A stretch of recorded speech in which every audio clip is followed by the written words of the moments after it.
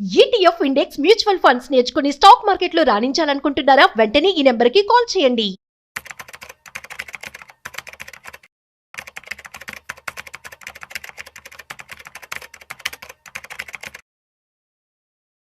నమస్తే, welcome to Suman TV. నేను విష్ణు. ప్రస్తుతంతో పాటు ప్రముఖ స్టాక్ మార్కెట్ అనలిస్ట్ సుందరరామరెడ్డి గారు ఉన్నారు. సార్తో మాట్లాడదాం. సార్ నమస్తే. సార్ నమస్తే సార్. సుందరరామరెడ్డి గారు, ఇప్పుడు బంగారం గురించి మాట్లాడుకోగానే చాలా మంది దుబాయ్లో బంగారం రేటు తక్కువ, దుబాయ్లో బంగారం రేటు తక్కువ, ఎవరైనా తెలిసిన వాళ్ళు వెళ్తుంటే వాళ్ళకి డబ్బులు ఇచ్చి ఎంతో కొంత బంగారం తెప్పించుకుందాం అని చాలా మంది అనుకుంటుంటాం. మనం తెలిసిన వాళ్ళు అక్కడి నుంచి ఎవరైనా వచ్చినా చెప్తుంటారు, అరే దుబాయ్లో చాలా తక్కువరా, అంత తెచ్చుకోవచ్చు ఇంత తెచ్చుకోవచ్చు అని చెప్తుంటారు కదా. ఎందుకు అసలు దుబాయ్లో బంగారం రేటు తక్కువ?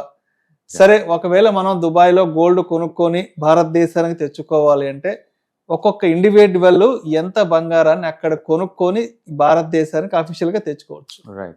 సో బేసికల్ గా దుబాయ్లో నాట్ ఓన్లీ గోల్డ్ అండి, ఎయిటికైనా సరే ట్యాక్సెస్ చాలా తక్కువ ఉంటుంది. గల్ఫ్ కంట్రీస్ అన్నింటిలో కూడా ఏంటంటే అది ఆయిల్ బేస్డ్ ఎకానమీ కదా, గవర్నమెంట్ కి అదర్ ఇన్కమ్ చాలా ఎక్కువ వస్తుంటది అనమాట. అందుకని చాలా కంట్రీస్ లో ఇన్కమ్ ట్యాక్స్ జీరో ఉందండి అక్కడ. ఈవెన్ ఇండియా నుంచి కూడా చాలా మంది అక్కడ గోల్డెన్ వీసా తీసుకొని 10 years 20 years కి అక్కడ పోయి స్టే చేస్తారు. అక్కడ మీరు ఎంత సంపాదించుకోండి, ఇన్కమ్ ట్యాక్స్ జీరో ఉంటుంది. ప్లస్ ఈవెన్ బిజినెస్ ఏదైనా రన్ చేసినా సరే గవర్నమెంట్ కి లీజ్ ట్యాక్సెస్ ఉంటాయి అండ్ సేఫ్టీ సెక్యూర్ హై లెవెల్లో ఉంటుంది. అందుకని వరల్డ్ వైడ్ గా ఉన్న అల్ట్రా రిచ్ పర్సన్స్ మొత్తాన్ని అట్రాక్ట్ చేస్తూ ఉంటాయి అనమాట.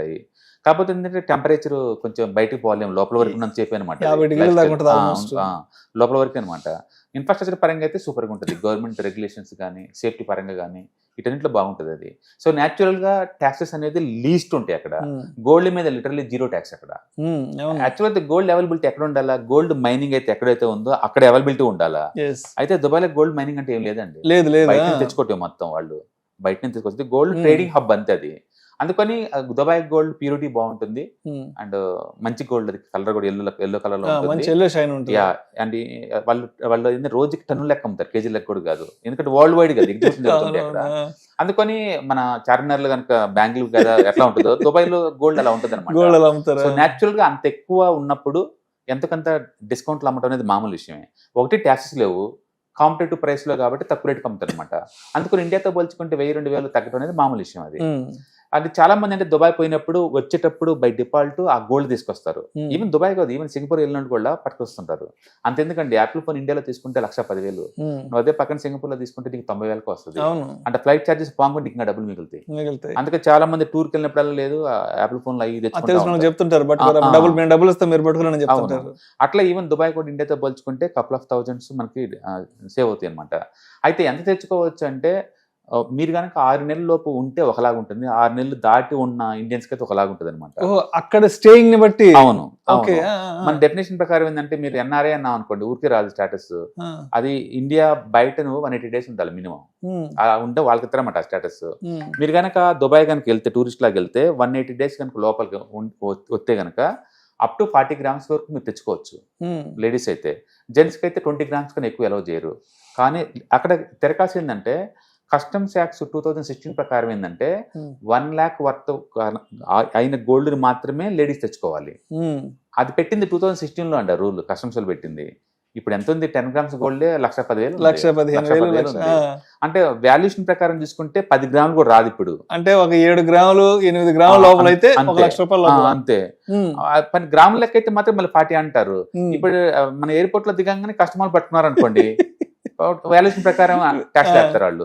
38% ఉంటుందండి కస్టమ్ డ్యూటీ వాటి మీద. చాలా మందికి తెలియక ఏంటంటే వచ్చేటప్పుడు 10 గ్రాములు 20 గ్రాములు ఏం పట్టుకోవాలి అని చెప్పి తెచ్చుకుంటా ఉంటారు. ఇక్కడ కస్టమ్స్ ఆఫీసర్ చాలా స్ట్రిక్ట్ గా ఉంటారు. చాలా మంది ట్రబుల్ అయ్యారు. దాంతో ఏంటంటే కొంతమంది బ్రైబ్ ఇచ్చే పక్క పోతారు, కొంతమంది నెగ్లిజిబుల్ అమౌంట్ అయితే వదిలేసి వెళ్ళిపోతుంటే ఇలా జరుగుతూ ఉంటాయి అనమాట. మొత్తానికి అయితే 40 grams అండి లేడీస్ కి అయితే, 40 grams లేదా అండ్ ₹1,00,000 వర్త్ గోల్డ్ ఇప్పుడున్న రూల్స్ ప్రకారం. అయితే జెంట్స్ అనుకోండి 20 grams గోల్డ్ లేదా 50,000 వర్త్, అంతకంటే ఎక్కువ అలౌ చేయరండి.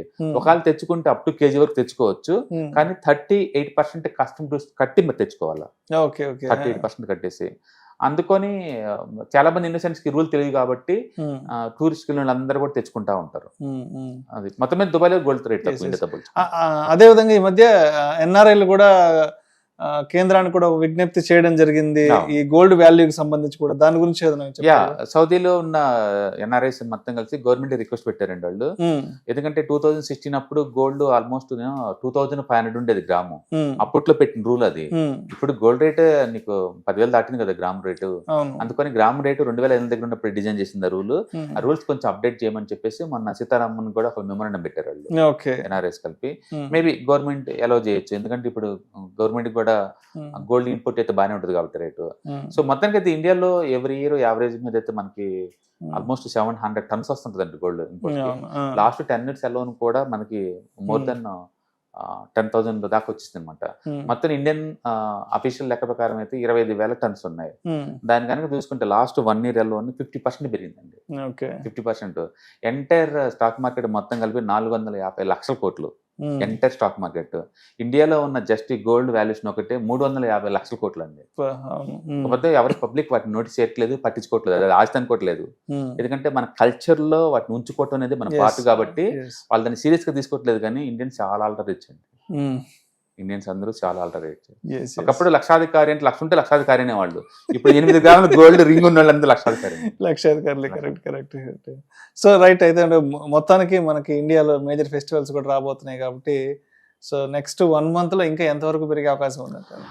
పెరిగిద్దనే బదులు పెరిగిన రేటు కన్సాలిడేషన్ అవుతుందండి. ఎందుకంటే రేటు పెరిగే కొద్దీ కొన్ని వాళ్ళందరూ పోస్ట్ పోన్ చేసుకుంటా పోతుంటారు. అంటే షాప్స్ కూడా అంత వర్తం కాదు. అందుకని గోల్డ్ రేట్ పెరిగిద్దని అనుకోవట్లేదు. ఆ పెరిగిన ర్యాపిడిటీ స్పీడ్ ఏదైతే ఉందో అదేమవుతుందంటే టైం కరెక్షన్ వస్తుంది. కాబట్టి ఈవెన్ దసరా దివాళీ టైం కూడా గోల్డ్ 1,10,000 దాటి ముందు పోద్దని అనుకోవట్లేదు. బట్ ఈ పెరిగిన ప్రైస్ సస్టైన్ అవుతుంది అంతే. ఎందుకంటే వరల్డ్ వైడ్ ఈక్విటీ అక్కడ బాగా ర్యాలీ జరుగుతూ ఉంటాయి. అంటే సెంట్రల్ ఇప్పుడు ట్రంప్ టారిఫ్ వారు కొంచెం ఆగింది అనుకోండి, గోల్డ్ కి ఆ మూజ్ తగ్గిపోద్ది ఆటోమేటిక్ గా. అందుకని నేను అనుకోవటం నెక్స్ట్ 1 year కన్సల్టేషన్ పేజ్ లో ఉంటుంది తప్ప టూ మచ్ గా పెరగదు. ఎందుకంటే ఇప్పటికే చాలా దూరం పెరిగింది అది. అంటే ఇదే కాదు, ఏ ఎసెట్ అయినా సరే అది టూ మచ్ గా 50 100 పెరిగింది అనుకోండి, అంటే 2-3 years సైడ్ మార్కెట్కి వెళ్ళిపోతాయి. టైం కరెక్షన్ అంటారు. అంటే ఇది గోల్డ్ లో కూడా టైం కరెక్షన్ అయ్యే ఛాన్స్ ఎక్కువ ఉంటుంది. అది ఇప్పటికే 1,10,000 అంటే చాలా మంది సర్ప్రైజ్ అయ్యారు. అది దాటి ముందు పోద్ది నేను అనుకోవట్లేదు. ఆ పెరిగిన స్పీడ్ సస్టైన్ కావడానికి 6 నెలల నుంచి 1 year పట్టే ఛాన్స్ ఎక్కువ ఉంది. కాబట్టి ఎంత ఫెస్టివల్ సీజన్ అయినా సరే అది సెంట్రల్ బ్యాంక్స్ కొనటం వల్ల వచ్చిన హ్యూజ్ డిమాండ్ కాబట్టి, and market already gold all time హైలో ఉంది కాబట్టి మేబీ వాళ్ళు ఒక 5% 10% డ్రాప్ అయితే మళ్ళీ సెంట్రల్ బ్యాంక్స్ కొనడానికి బిన్ చేయొచ్చు మేబీ.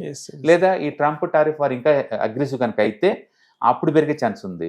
ఇప్పుడు చైనా వాళ్ళతో అమెరికా వాళ్ళు అగ్రిమెంట్ జరుగుతున్నాయి. వాళ్ళతో కూడా వాళ్ళు tick talk America region America వాళ్ళకి అమ్మేస్తున్నారు. అరాకిల్ వాళ్ళు కొంటారు. అందుకని చైనాతో ఉన్న ఇష్యూ కూడా రిజాల్వ్ అవుతుంది. ఇండియాలో టారిఫ్ వార్ కూడా రిజాల్వ్ అవుతుంది. కాబట్టి ఈ ఇష్యూ పెద్ద ముందు పోదు ఇంకా. అందుకని నేను అనుకోవటం ఏంటంటే వరల్డ్ వైడ్ గా స్టెబిలిటీ వచ్చే ఛాన్స్ ఎక్కువ. స్టెబిలిటీ కనుక వస్తే కనుక సెంట్రల్ బ్యాంక్స్ కూడా గోల్డ్ కొనడం తగ్గొచ్చు. అంటే పెరిగిన రేట్ ఆల్రెడీ సస్టైన్ కావడానికి ఎక్కువ టైం పట్టింది కాబట్టి టైం కరెక్షన్ వచ్చే ఛాన్స్ ఉంది. అండ్ ఆటోమేటిక్ గా మార్కెట్స్ కూడా బాగా పాజిటివ్ బుల్ ర్యాలీలో వెళ్తాయి కాబట్టి కొంత గోల్డ్ కూడా గోల్డ్ ఆపేసి మళ్ళీ ఈక్విటీలోకి వస్తారు. Right sir. Thank you sir. Thank you so much. October 12వ తారీఖు మీకు దగ్గరలోని సిటీకి వస్తున్నాం. వైజాగ్, తిరుపతి అండ్ నెల్లూరు ఈ 3 cities లో ప్లాన్ చేస్తున్నాం. సో మీరు ఎవరైనా సరే స్టాక్ మార్కెట్ మీద passive income as well as active income కనుక ETFs, index funds and mutual funds ద్వారా ఎర్న్ చేద్దాం అనుకుంటే ఇది మంచి అవకాశం. సో మీరు ఎవరైనా సరే మీ దగ్గరలో సిటీస్ వాళ్ళకి అనుకుంటే కనుక కింద స్క్రోల్ అవుతున్న నెంబర్పై పింక్ చేసుకొని మీరు సీటు రిజర్వ్ చేసుకోండి.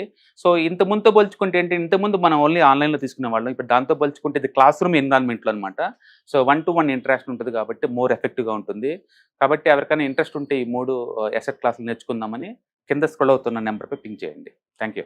ETFs, index funds and mutual funds. మీరు కనుక స్టాక్ మార్కెట్లో ఎంటర్ అవ్వాలనుకుంటే మార్కెట్లో స్టాక్స్ డైరెక్ట్ గా ఇన్వెస్ట్ చేసే బదులు కపుల్ ఆఫ్ స్టాక్స్ లో ఇన్వెస్ట్ చేయడం ద్వారా ఏంటంటే ఆటోమేటిక్ రిస్క్ తగ్గించుకోవచ్చు. కాబట్టి మీరు బిగినర్ అయినా లేదా ఎక్స్పీరియన్స్ పర్సన్ అయినా సరే మార్కెట్ లో సేఫ్ సెక్యూర్ వేలో లాంగ్ టర్మ్ లో సస్టైనబిలిటీ కావాలంటే ఈ ప్రొడక్ట్స్ లో ఇన్వెస్ట్ చేయడం ద్వారా దాన్ని సాధ్యం చేసుకోవచ్చు అనమాట. కాబట్టి మీకు ఎవరికైనా సరే ఈ ETFs, index funds, mutual fund లో ఇన్డెప్త్ నాలెడ్జ్ కోసం అండ్ గైడెన్స్ కోసం ఈ ట్రైనింగ్ ప్రోగ్రామ్ అటెండ్ అవడం ద్వారా మీరు మనీ మేక్ చేసుకోవచ్చు. కాబట్టి మీకు ఇంట్రెస్ట్ ఉన్న పార్టిసిపెంట్స్ ఈ వీకెండ్ లో జరిగే వెబినార్ అటెండ్ అవడం ద్వారా ఇందులో ETFs, index funds, mutual funds అంటే ఏంటి, వాటిని ఎలా మనీ మేక్ చేసుకోవాలి, వాటిని ఎలా మేనేజ్ చేసుకోవాలి, వాటి గురించి కాంప్రహెన్సివ్ ట్రైనింగ్ మీకు ఈ ప్రోగ్రామ్ లో అందించబడుతుంది. ఈ వీకెండ్ లో జరిగే ఈ ప్రోగ్రామ్ కి ఎన్రోల్ చేసుకోండి. Thank you.